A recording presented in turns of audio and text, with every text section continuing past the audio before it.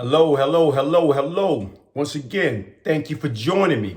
Just in case you're joining me for the very first time, I am your host, Glaze Gibbs. This is my ministry. It's a true story of change and redemption. If I, the one they call Glaze Gibbs, can change, anybody can change. You know what? A lot of times what I try to do is I try to keep up with current. I got hit with a message in my DM. And the message say right now is, what do I know about this particular guy that was in the Biggie Smalls, like the Biggie Small Netflix documentary?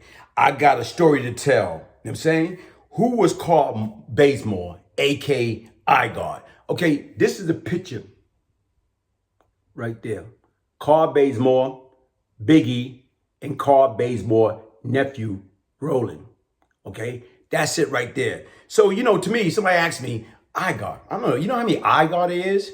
But the difference is I didn't know Carl Bazemore went by the name of Igod. Here you go right there. I knew him by Carl Bazemore. I didn't know him about Igod. Once again, Biggie, and that's his nephew, you know what I'm saying, Roland. He was a big part of Biggie's life. And what I mean, he was a big part of Biggie, Mike. He was like the hype man. He was like telling Biggie, yo, man, you're going to make it, man. You're going to do big things, man. You're going to get out there and everybody going to know who you are. That's who his boy Ollie, you know what I'm saying, Roland was. Roland Bazemore, like Roland Young. Right now, there you go again. He believed, like you said right now, in Biggie. He knew Biggie had a future. Biggie had a future with his lyric, with his rap, with his passion, with his style.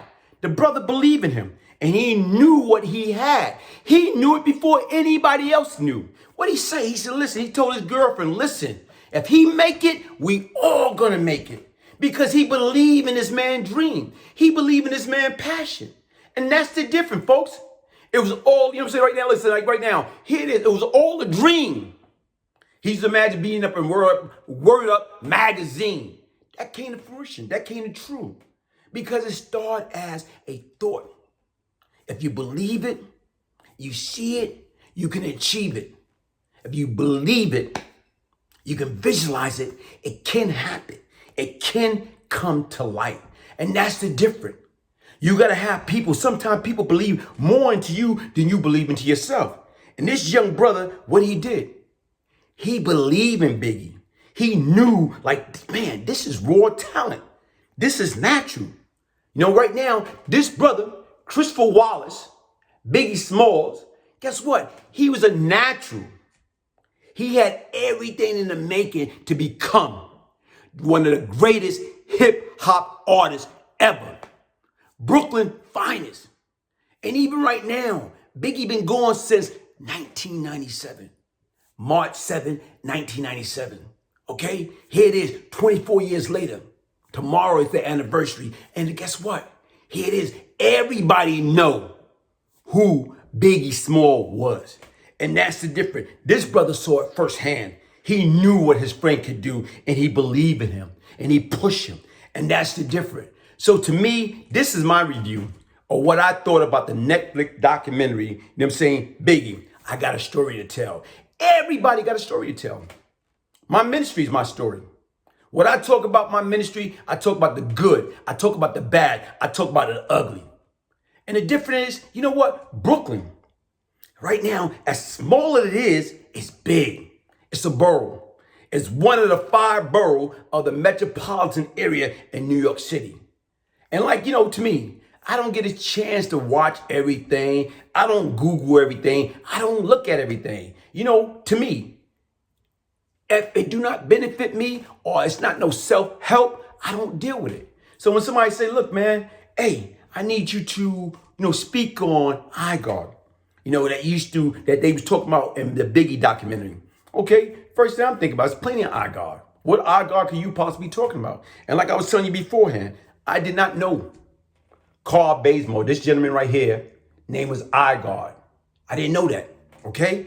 What I know about Carl Bazemore, okay, low-key guy, they was from the hills, Sagatoga, right there, Ocean Hill, Brownsville. And the difference is right now, him and his partner, like I said right now, named Zeke, they made money. They was what's that, Prospect Project? They made money. They was into their own little private world. They was like cool guys. You didn't hear nothing like, rough and ruddy about them tough guy stuff. They was about making money. The difference is, only thing I knew about Carl, like I said right now, they had the Benz, they had the jewelry, they had all that stuff or whatever. But like I told you, they was part of, that whole of the area was what? The Wild Bunch, Donnie Smallwood and his crew. And right now was, everybody don't understand, everybody don't even speak about this name, Cecil Walker. Cecil Walker, his sons, Bubby and Ray Ray, Country James, they had a large stronghold on some of that area back then. And people would fear them. He was an old timer. And a lot of people don't even speak those names anymore. And right now, like I said, with Carl Bazemore, cool guy from what my dealing with him or whatever. And I never knew him as being, he was a hustler, not a gangster. He was a hustler. He made money, the illegal way. I'm talking about right now because that was the thing, selling the crack, hustling, trying to, right now that was his hustle. That was his life. And I knew at the time, he was known for having a drinking problem. Okay? Like you say right now is, you got some people addicted to, coke, sniffing heroin, or shooting it, or smoking crack. Right now is, guess what? Like everybody got some type of form of addiction, whether it's drugs, whether it's women, whether it's the street life, whether it's, fast money, fast car. He was addicted to alcohol. He had a hell of an alcohol problem.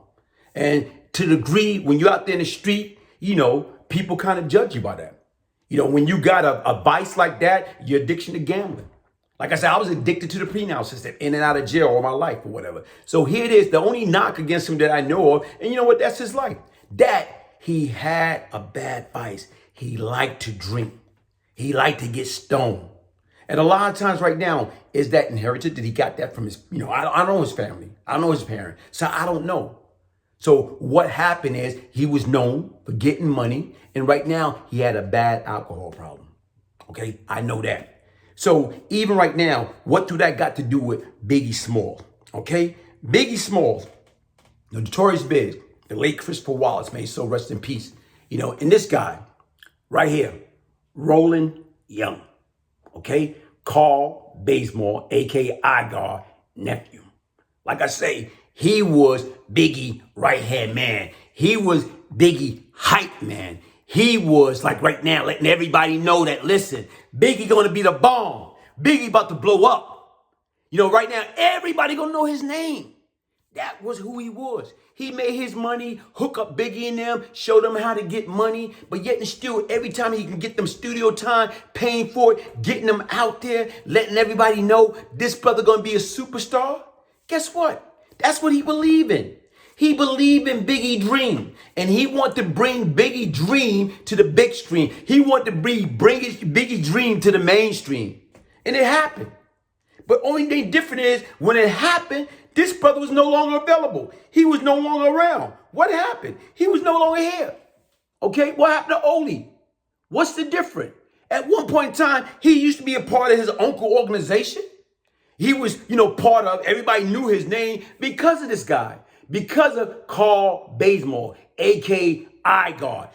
They knew him, and everybody respect that. And they say, based upon the reputation that his uncle had and his uncle people, I know his uncle through my man, Juice, Mad Max, George Davis. Right now, go back to my content. I speak about Juice. Juice was a heck of an individual. Juice grew up with Pappy Mason, guys. Juice was like I told you right now, like a Guy Fisher of Brooklyn. And to me, may his soul rest in peace. So the difference is when all these guys together and they listen to some type of form of leadership and showing how to do it right, despite we doing wrong. We drug dealers, we hustler, but we doing it wrong. But he was trying to legalize everything, getting everything like everybody keep talking about Jay-Z bought the property. They was doing that back then. Max was ahead of his time. May his soul rest in peace. So anyway, like you said right now, was they talking about Ollie, okay? Carl Bazemore nephew. Biggie man, Roland. They was talking about him, what he was doing. Based upon his uncle reputation, he did what he wanted to do. He was almost like off the chart, like a spoiled brat, thinking he was untouchable, okay? So the difference from understanding, they out there hustling, slinging, making that fast, illegal money. But guess what? It's a price to pay. The difference is right now on June of 1992. What happened? Okay? On June, if I'm not mistaken, according to the newspaper, June 18, 1992, they say his uncle, you know what I'm saying, Carl Bazemore, a.k.a. Igod, okay, met up, caught him in a grocery store. He came in there with a hoodie on, okay, to conceal. Like, see, right now when people like normally when they wear their hoodie, it's up to they wearing it because it's cold outside. Are they trying to protect themselves, from the cold? Keep their, head warm. Or right now when they about to do some dirt and they don't want people to recognize who they are. So right now they say he went into the store, little grocery store. I don't know whether it's a bodega. And like I said, right now in the Ocean Hill, Brownsville section, went into there on Sacramento Avenue with the hoodie over his head. And right now, basically right now, he shot his nephew. Okay? He shot, whether it's his, his brother child or his sister child. You know what I'm saying? He shot him and murdered him. And as he was exiting, the people that own the store or that work in the store shot him. And he died. So you have the nephew laying right here, and then you got the uncle laying right there. Initially, nobody didn't know who the uncle was. He was laying there until everything, the crime scene, people start coming around and like, whoa, what could have possibly went wrong to cause a man to kill his blood nephew?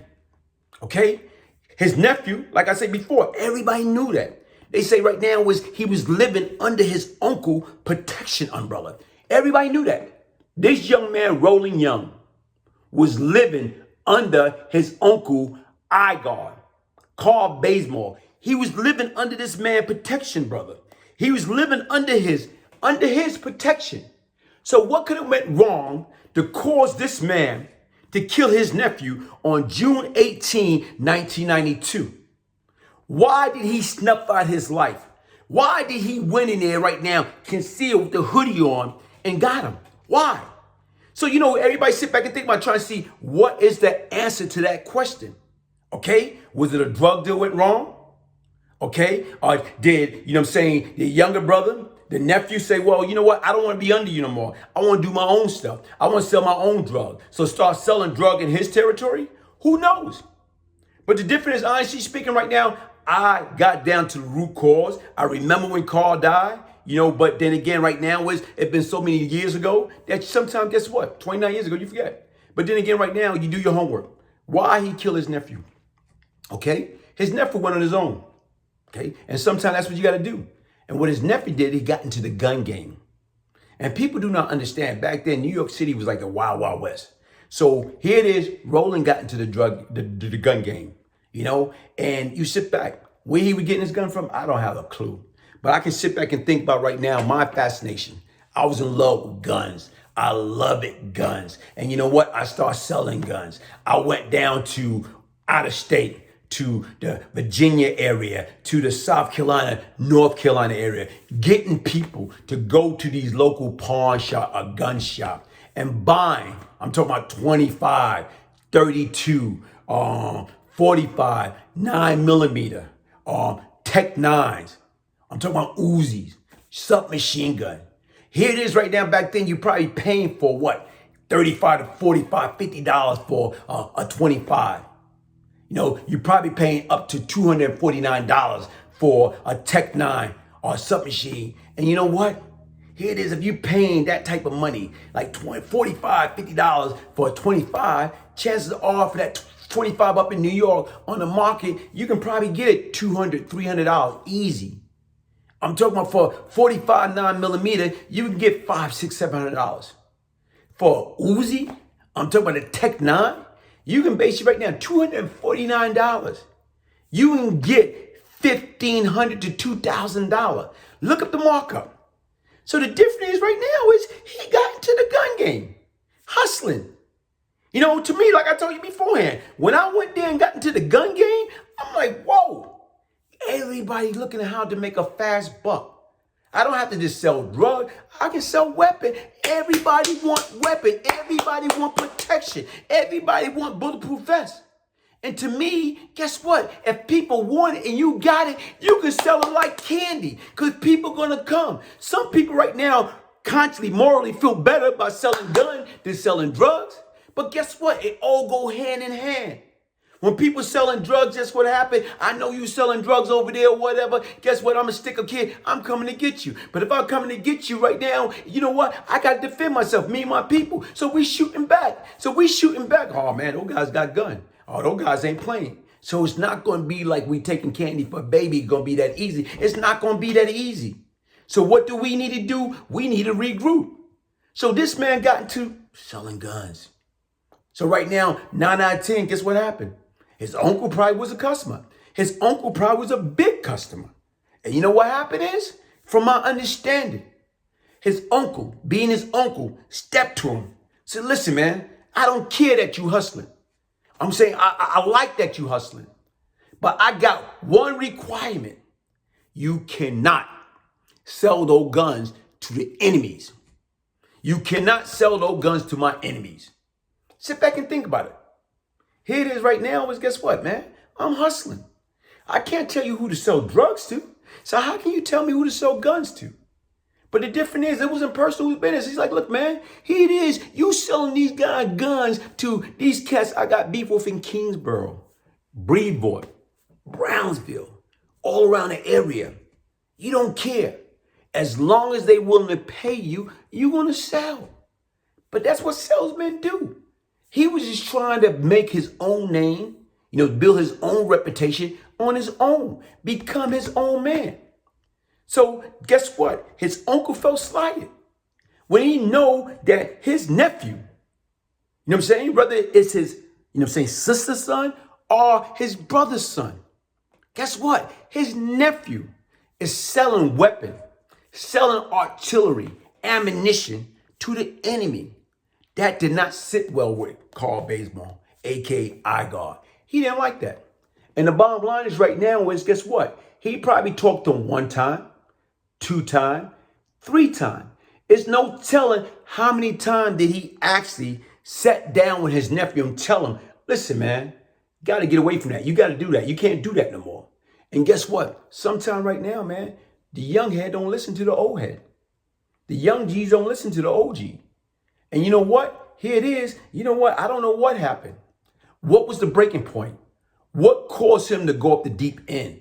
What caused him that day, June 18, 1992, put that hoodie on? You know what I'm saying? Got strapped up, probably using one of the guns that his nephew sold him. Okay? And he went in. He knew where he was at. Whether he was following or whatever. He went into the grocery store. And he went there with one thing on his mind, to take care of him, to eliminate him, to kill his blood. Why? Okay? Because he sold gun to the enemy. Come on, people. I'm saying right now is in life, here it is, we got to deter right from wrong. We got to know right from wrong. The difference is he took his, blood, family, life. Over what? Principle? Okay? Come on. Did his nephew came to him and say, listen, man, you've been selling drugs in our community, poison our community for years. You can't do that. Come on. None of this is personal. It's business, but it's bad business. Because we as folks, when you're poor, you are black, uneducated, you are real trouble. And that's what we got to keep in mind, folks. Like I told you, all that could have been prevented, And just like I said, when you look at that documentary, I'm saying, guess what? When you look at that documentary from Biggie, powerful documentary, people, powerful, very powerful. Like he said, Biggie, I got a story to tell. You know what I'm saying? That was a hell of a story, man. It was a hell of a documentary. And you know what? Shout out to the brothers that put that sucker together. Great job, man. Shout out. And the difference is right now to able to tell exactly what took place. They're able to talk about Olin and Biggie relationship. They're able to talk about Carl Bazemore. May his soul rest in peace. May Biggie Small soul rest in peace. May Roland Young soul rest in peace. But look what happened. All these 3 lives, 3 young brothers died for what? For the street. Okay? For the street. Over nonsense. That's why what we have to do is right now get together collectively and say later for that. Period. Like my man, baby, what you gonna say when I call you up? Oh man, period, boom, period. No, later for that. Later for that crime. Later for negativity. Later for nonsense. Later for that. Later for making that multi-billion-dollar prison system your permanent address. Later for that.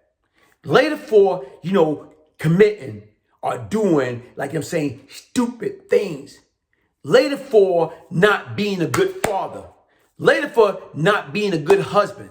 Later for that. It's time for us to change. It's time for us to stop the nonsense. It's time for us to take that past negative behavior and change the narrative. Change it behind. Put a positive spin on it. What we going to learn from all this? What we going to learn from all this or whatever right now is, guess what, folks? Mr. Bazemore, Mr. Young, they didn't have no place in doing what they was doing. And what I'm trying to say right now is, guess what? They should have been able to work out their difference. They should have been able to sit down. Yo, man, you know what? Listen, this is what we're going to do. Or the same way, Mr. Young was selling guns. Mr. Bazemore was selling drugs. You know what? Listen, man, let's pool our money together. Let's start buying up some of this real estate. You know what I'm saying? Fixing up some of these abandoned buildings. Let's start getting into the construction industry. Let's start getting into cars. Let's start opening up restaurants. Let's start opening up community service. Like the same way we took all this negative energy, all this fast money, and invested into the wrong thing. Let's invest it into ourselves. Right now, it could have been a Bazemore, Young and Wallace company. Here it is. Mr. Young could have been there with Christopher Wallace when he became Biggie Smalls. Because once again, that's what pushed Biggie to excel. That's what helped Biggie to take his life to the next level. And what I'm just trying to say right now is the Carl Bazemore story, the Roland, Young story, the Biggie Small story. It's history constantly repeating itself, folks. We have to be better than that. We have to get on our knees, pray, ask for forgiveness, and love one another, man. Encourage one another, empower one another. How do we help each other get to that next level? Listen, check me out. My name is Glaze Gibbs. You know what? Hit the like button. Subscribe to the channel. This is my ministry. I am not your typical minister. Get the Glaze Gibbs book. Beyond Lucky, by emailing me at Brian, Brian, Gibbs, Gibbs 1201 at yahoo.com. If I, the one they call Glaze Gibbs, can change, anybody can change. Once again, thank you for joining me. And right now, we share my content. Follow me on Instagram, Glaze Gibbs. Crime doesn't pay. Somebody come to you with that nonsense, you got to tell them. Later for that. By BGGG, Glaze Gibbs.